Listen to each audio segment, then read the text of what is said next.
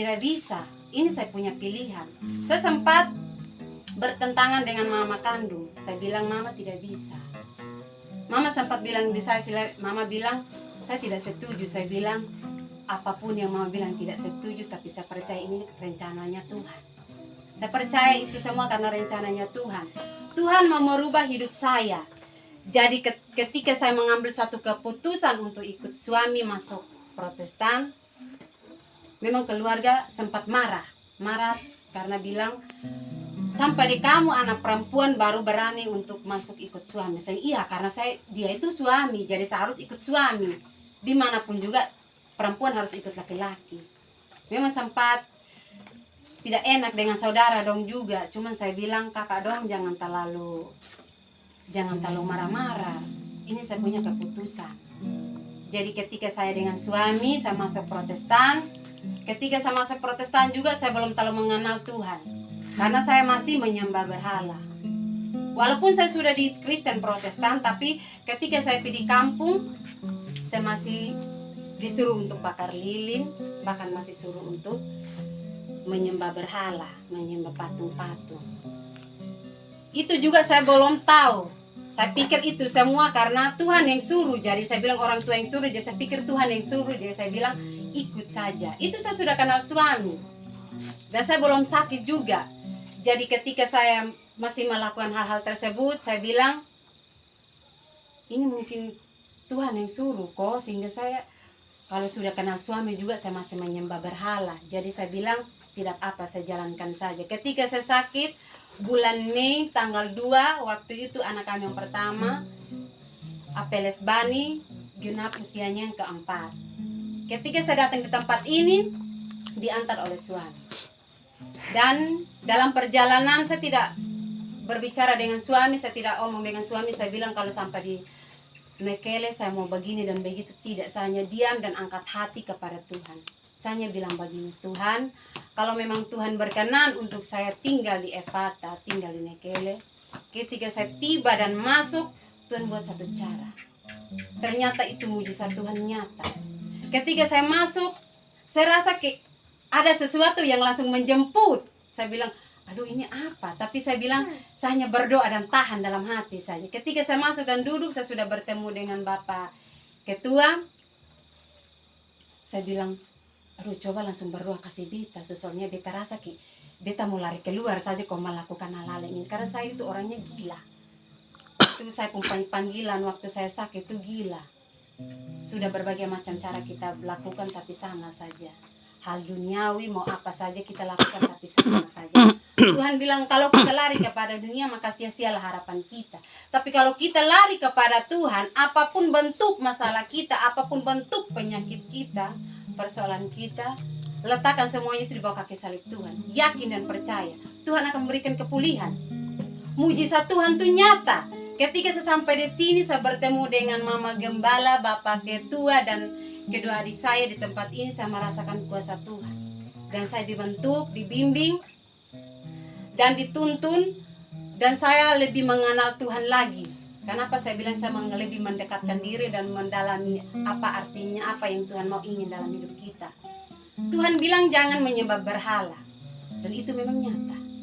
Ketika saya di sini dan saya belajar firman Tuhan dalam Keluaran 20, itu belajar tentang ke-10 firman Tuhan. Jangan menyembah Allah lain dan jangan menyembah patung. Itu memang ketika saya membaca karena ayat itu saya langsung, Tuhan, mungkin selama ini saya masih menyembah berhala. Saya pikir itu sudah berarti, itu sudah benar di hadapan Tuhan. Ternyata itu salah. Buat saya itu salah. Dan saya menyesali itu dengan sungguh-sungguh. Dan saya percaya itu Tuhan bilang, kamu dari Katolik masuk Kristen. Dari Kristen Tuhan suruh saya keluar lagi. Kenapa Tuhan suruh saya keluar lagi? Karena Tuhan bilang, kita harus cari tempat yang menyelamatkan. Karena di kolong langit ini tidak ada keselamatan pada siapa-siapa. Itu Kisah 4 ayat yang ke-12. Saya percaya. Dan waktu saya mengambil satu keputusan untuk melayani di tempat ini, banyak tantangan saya. Mau dari keluarga kandung, mau dari keluarga di sini, mau siapapun bertentangan dengan saya. Kenapa bertentangan? Karena waktu saya mengambil satu keputusan, suami masih penatua di gereja Kasih Karunia Oesau. Saya tidak tahu dia berapa periode saya tidak tahu karena saya sudah sakit. Jadi ketika saya ambil satu keputusan dan setia di tempat ini, saya berdoa, Tuhan, saya ini sudah berkeluarga, anak sudah satu. Bagaimana Tuhan? Suami saya, Tuhan buat satu cara buat suami saya supaya dia bisa ikut saya satu jejak. Dan ketika saya bertekun di tempat ini, mujizat Tuhan nyata lagi dalam hidup saya. Tuhan merubah suami saya. Tuhan buat satu cara buat suami saya dan dia melepaskan jabatannya di Gereja Kasih Karunia sebagai penatua. Dan dia ikut saya di tempat ini. Itu bukan karena kuat dan hebatnya saya, bukan. Itu karena campur tangannya Tuhan Yesus, sehingga Tuhan merubah suami saya dan keluarga kecil kami ini setia di tempat ini. Dan sampai saat ini saya masih setia di tempat ini. Itu semua karena Tuhan. Dan waktu saya mengambil satu keputusan, satu tantangan lagi dari keluarga saya yang di Kefa. Kenapa mereka bertentangan dengan saya? Karena waktu saya ke sana mereka suruh saya ke kuburan bakar lilin. Tapi saya bilang begini, itu pas 31 Desember. Saya hanya berdoa dan angkat hati kepada Tuhan. Tuhan, saya tidak mau mereka mau menguasai saya dengan hal duniawi. Saya mau Tuhan sendiri yang kuasai saya pikiran saat ini.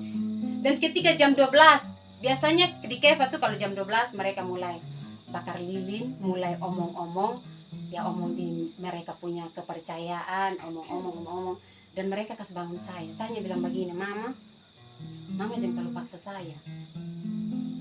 Mama jangan terlalu paksa saya. Nanti saya jam berapa saya mau berdoa, itu saya punya keputusan. Yang penting Mama dengan Bapak, saudara dong, silahkan duduk di situ mau bikin kermana silahkan. Tapi mereka bilang saya begini, kamu ini terlalu bandel, terlalu melawan orang tua. Saya bilang bukannya melawan, tapi saya sudah tahu dalam firman Tuhan tuh jangan menyembah berhala, jangan menyembah Allah lain. Nah kenapa saya sudah tahu? Saya masih mau buat lagi. Itu sama halnya saya mendustai Tuhan. Saya membuat hatinya Tuhan Yesus tuh marah lagi kepada saya. Tuhan bilang, kalau sudah tahu kebenaran, kenapa lu harus berbuat lagi?